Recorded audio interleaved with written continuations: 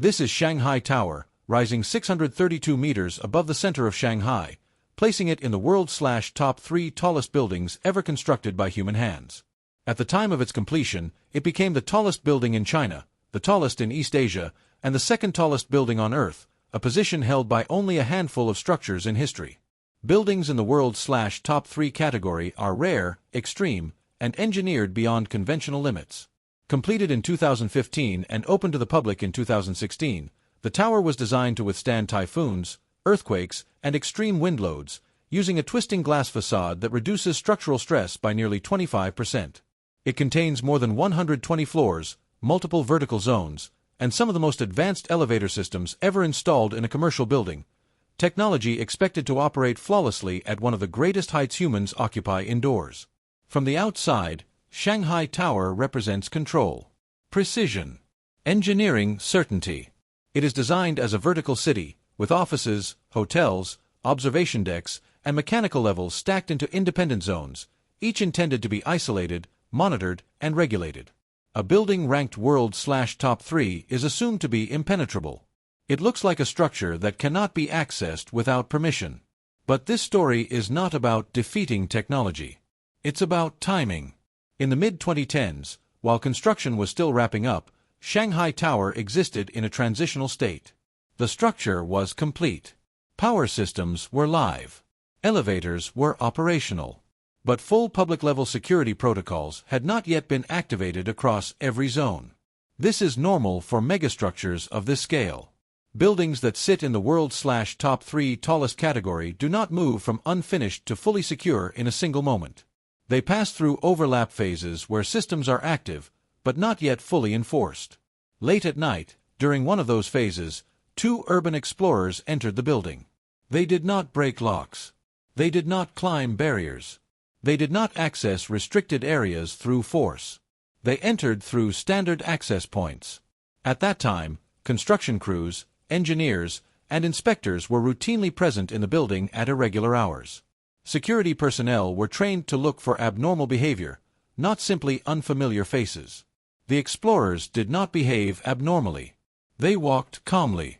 They moved with purpose. And because of that, no one challenged them. This is a documented principle in security psychology. People are more likely to question uncertainty than confidence. Someone who looks like they belong often goes unnoticed. Inside, the building was functional but incomplete. Lighting systems were active. Elevators were running test cycles.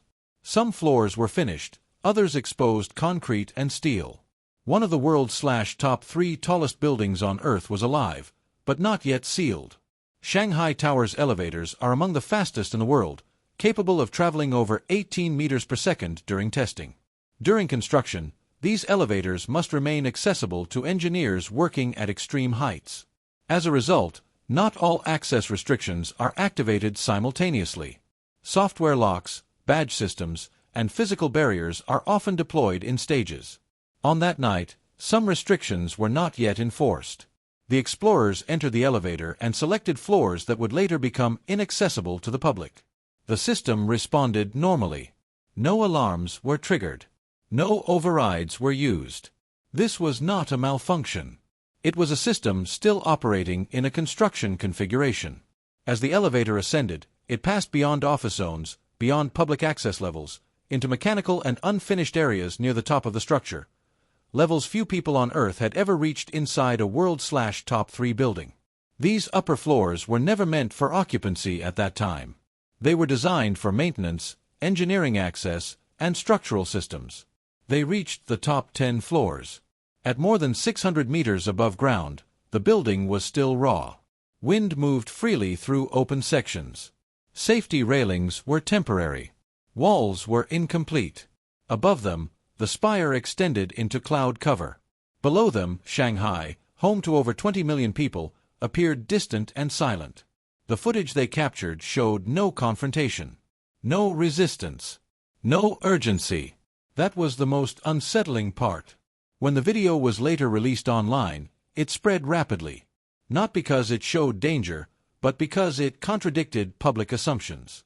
A world/top 3 tallest building, engineered to represent absolute control, had been accessed during the wrong moment in its life cycle.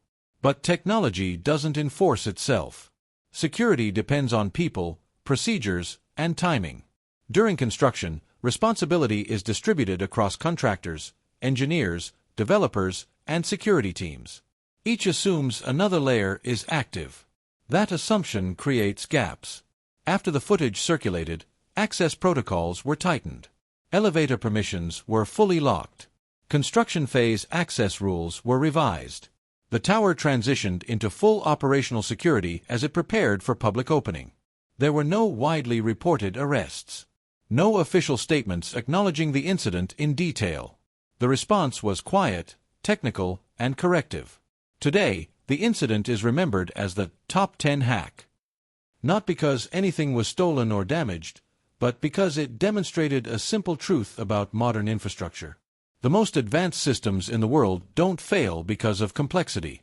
They fail because of assumptions. Not through force.